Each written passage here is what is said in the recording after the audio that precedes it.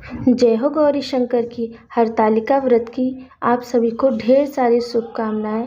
आज हम सुनेंगे हरतालिका व्रत की कथा। कथा सुनने से पहले हाथ में अक्षत थोड़ा सा पुष्प जरूर ले लें।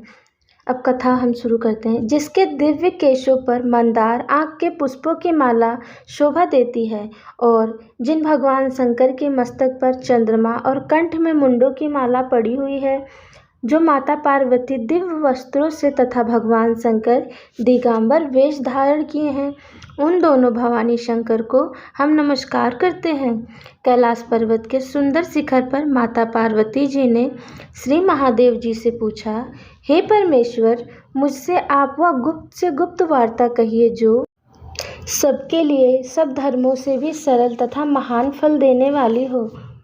हे नाथ, यदि आप भली भांति प्रसन्न हैं तो आप उसे मेरे सम्मुख प्रकट कीजिए। हे जगन्नाथ, आप यदि मध्य और अंत रहित हैं, आपकी माया का कोई पार नहीं है, आपको मैंने किस भांति प्राप्त किया है? कौन से व्रत, तप या दान के पुण्य फल से आप मुझको वर रूप में मिले हैं? श्री महादेव जी बोले, हे देवी, यह सुन, मैं तेरे सम्मुख उस व्रत को कहता हूँ जो परम गुप्त है। जैसे तारागणों में चंद्रमा और ग्रहों से सूर्य, वर्ण में ब्रह्मा, देवताओं में गंगा, पुराणों में महाभारत, वेदों में साम और इंद्रियों में मन श्रेष्ठ है, वैसे ही पुराण और वेद सब में इसका वर्णन आया है, जिसके प्रभाव से तुमको मेरा आधा आसन प्राप्त हुआ है। हे प्रिय, उसी का मैं तुमसे वर्णन करता हूँ। सुनो। भादो मास के शुक्ल पक्ष की हस्त्र नक्षत्र संयोग तृतीया तीज के दिन इस व्रत का अनुष्ठान मात्र करने से आप पापों का नाश हो जाता है। तुमने पहले हिमालय पर्वत पर इस महान व्रत को किया था, जो मैं तुम्हें सुनाता हूँ। पार्वती जी बोली, हे प्रभु, इस व्रत को मैंने किस लिए किया था, यह मुझे सुनने की इच्छा है, सो कृपा करके कहिए। श्री शंकर जी बोले, आर्यवत में हिमालय नामक एक महान पर्वत है, जहाँ अनेक प्रकार की भूमि अनेक प्रकार के वृक्षों से सुशोभित है, जो सदैव बर्फ से ढके हुए हैं तथा गंगा की कलकल ध्वनि से शब्द या मान रहता है। हे पार्वती जी, तुमने बाल्यकाल में उसी स्थान पर परम तप किया था और 12 वर्ष तक के महीने में जल में रहकर तथा वैशाख मास में अग्नि में प्रवेश करके तप किया। सावन के महीने में बाहर खुले में निवास कर अन्न त्याग कर तप करती रही। तुम्हारे उस कष्ट को देखकर तुम्हारे पिता को बड़ी चिंता हुई। वे चिंता आतुर होकर सोचने लगे कि मैं इस कन्या की किससे शादी करूं। इस अवसर पर देव योग से ब्रह्मा जी के पुत्र नारद जी वहां आए। देव ऋषि नारद ने तुम शैलपुत्री को देखा। तुम्हारे पिता हिमालय ने देव ऋषि को अर्घ्य पाद्य आसन देकर सम्मान सहित बिठाया और कहा, हे मुनीश्वर, आपने यहाँ तक आने का कष्ट कैसे किया, कहिए क्या आज्ञा है? नारद जी बोले, हे गिरिराज, मैं विष्णु भगवान का भेजा हुआ आया हूँ। तुम मेरी बात सुनो। आप अपनी कन्या को उत्तम वर को दान करें। ब्रह्मा, इंद्र, शिव आदि देवताओं में विष्णु भगवान के समान कोई भी उत्तम नहीं है। इसीलिए मेरे मत से आप अपनी कन्या का दान भगवान विष्णु को ही दें। हिमालय बोले, यदि भगवान वासुदेव स्वयं ही कन्या को ग्रहण करना चाहते हैं और इस कार्य के लिए ही आपका आगमन हुआ है, तो वह मेरे लिए गौरव की बात है। मैं अवश्य उन्हें ही दूंगा। हिमालय का यह आश्वासन सुनते ही देव ऋषि नारद जी आकाश में अंतर ध्यान हो गए और शंख चक्र गदा पद्म एवं पीताम्बरधारी भगवान विष्णु के पास पहुँचे। नारद जी ने हाथ जोड़कर भगवान विष्णु से कहा, प्रभु, आपका विवाह कार्य निश्चित हो गया है। इधर हिमालय ने पार्वती जी से प्रसन्नतापूर्वक कहा, हे पुत्री, मैंने तुमको गरुड़ ध्वज भगवान विष्णु को अर्पण कर दिया है। पिता के इन वाक्यों को सुनते ही पार्वती जी अपनी सहेली के घर गई और पृथ्वी पर गिरकर अत्यंत दुखित होकर विलाप करने लगी।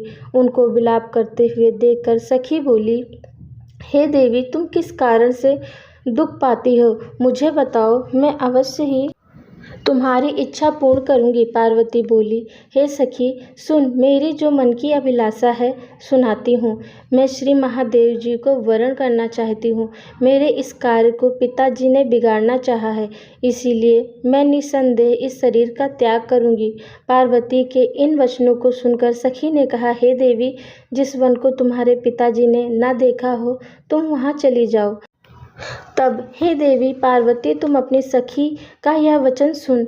ऐसे ही वन को चली गई। पिता हिमालय ने तुमको घर पर न पाकर सोचा कि मेरी पुत्री को कोई देव, दानव अथवा किन्नर हरण करके ले गया है। मैंने नारद जी को वचन दिया था कि मैं पुत्री का गरुड़ ध्वज भगवान के साथ वरण करूंगा। हाय, अब यह कैसे पूरा होगा? ऐसा सोचकर वे बहुत चिंतातुर हो मूर्छित हो गए। तब सब लोग हाहाकार करते हुए दौड़े और मूर्छा दूर होने पर गिरिराज से बोले कि हमें आप अपनी मूर्छा का कारण बताओ।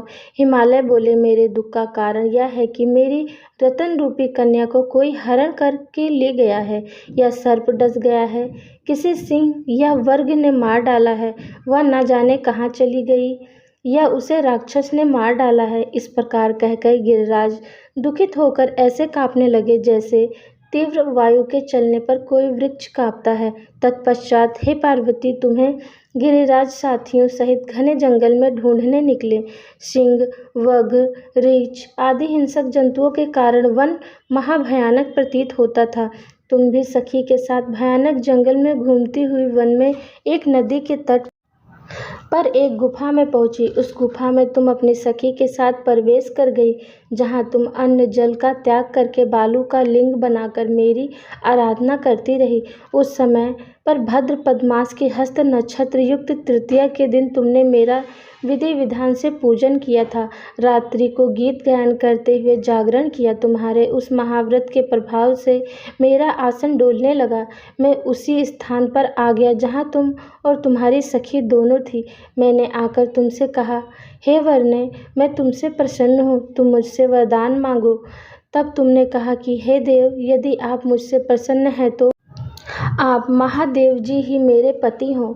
मैं तथास्तु ऐसा कहकर कैलाश पर्वत को चला गया और तुमने प्रभात होते ही मेरी उस बालू की प्रतिमा को नदी में विसर्जित कर दिया। हे सुबते, तुमने वहाँ अपनी सखी सहित व्रत का पारण किया। इतने में तुम्हारे पिता हिमवन भी तुम्हें ढूंढते ढूंढते उसी घने वन में आ पहुँचे। उस समय उन्होंने नदी के तट पर दो कन्याओं को देखा तो वे तुम्हारे पास आ गए और तुम्हें हृदय से लगाकर रोने लगे और बोले, बेटी, तुम इस सिंह, व्रघ आदि युक्त घने जंगल में क्यों चली आई? तुमने कहा, हे पिता, मैंने पहले ही अपना शरीर शंकर जी को समर्पित कर दिया था, किंतु आपने इसके विपरीत कार्य किया, इसीलिए वन में चली आई। ऐसा सुनकर हिमवन ने तुमसे कहा कि मैं तुम्हारी इच्छा के विरुद्ध यह कार्य नहीं करूँगा।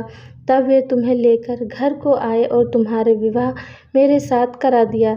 हे प्रिय, उसी व्रत के प्रभाव से तुमको मेरा अर्ध आसन प्राप्त हुआ है। इस व्रत राज को मैंने भी अभी तक किसी के सम्मुख वर्णन नहीं किया है। हे देवी, अब मैं तुम्हें यह बताता हूँ कि इस व्रत का यह नाम क्यों पड़ा। तुमको सखी हरण करके ले गई थी, इसीलिए हरतालिका नाम पड़ा। पार्वती जी बोली, हे स्वामी, आपने इस व्रत राज का नाम तो बता दिया, किंतु मुझे इसकी विधि एवं फल भी बतलाएं कि इसके करने से किस फल की प्राप्ति होती है।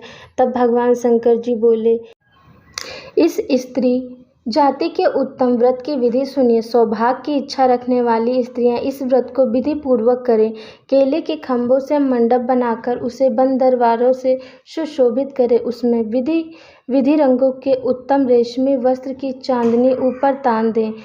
चंदन आदि सुगंधित द्रव्यों को लेपन करें। स्त्रियां एकत्र हों, शंख, भेरी, मृदंग आदि बजावें। विधि पूर्वक मंगलचार करके श्री गौरी शंकर की बालू निर्मित प्रतिमा स्थापित करें। फिर भगवान शिव पार्वती जी का गंध, धूप, पुष्प आदि से विधि पूर्वक पूजन करें। उनको निवेद का भोग लगावें और रात्रि को जागरण करें। नारियल, सुपारी, ज्वारी, नींबू, लौंग, अनार, नारंगी आदि ऋतु फलों तथा फूलों को एकत्रित करके धूप दीप आदि से पूजन करके कहें, हे कल्याण स्वरूप शिव, हे मंगल स्वरूप शिव, हे मंगल रूप महेश्वरी, हे शिवे, सब कामनाओं को देने वाली देवी कल्याण रूप, तुम्हें नमस्कार है। कल्याण स्वरूप माता पार्वती, हम तुम्हें नमस्कार करते हैं। भगवान शंकर जी को सदैव नमस्कार करते हैं। हे ब्रह्म रूपिणी, जगत का पालन करने वाली माँ, आपको नमस्कार है। हे सिंहवाहिनी, मैं सांसारिक भय से व्याकुल हूँ, तुम मेरी रक्षा करो। हे परमेश्वरी, मैंने इसी अभिलाषा से आपका पूजन किया है कि हे पार्वती माता, आप मेरे ऊपर प्रसन्न होकर मुझे सुख और सौभाग्य प्रदान कीजिए। इस प्रकार के शब्दों द्वारा उमा सहित शंकर जी का पूजन करें। विधि पूर्वक कथा सुनकर गो, वस्त्र, आभूषण आदि ब्राह्मणों को दान करें। इस प्रकार से व्रत करने वालों के सब पाप नष्ट हो जाते हैं। हे माता गौरी, हे भोले शंकर, कथा सुनने वाले और हुंकारा भरने वाले पर सब पे अपनी करुणामयी दृष्टि बनाए रखना। कथा सुना आपने, इसके लिए बहुत बहुत धन्यवाद। हमारे यहाँ थोड़ा कंस्ट्रक्शन का काम चल रहा है, इस वजह से थोड़ी डिस्टरबेंस आ रही है। Thank you so much.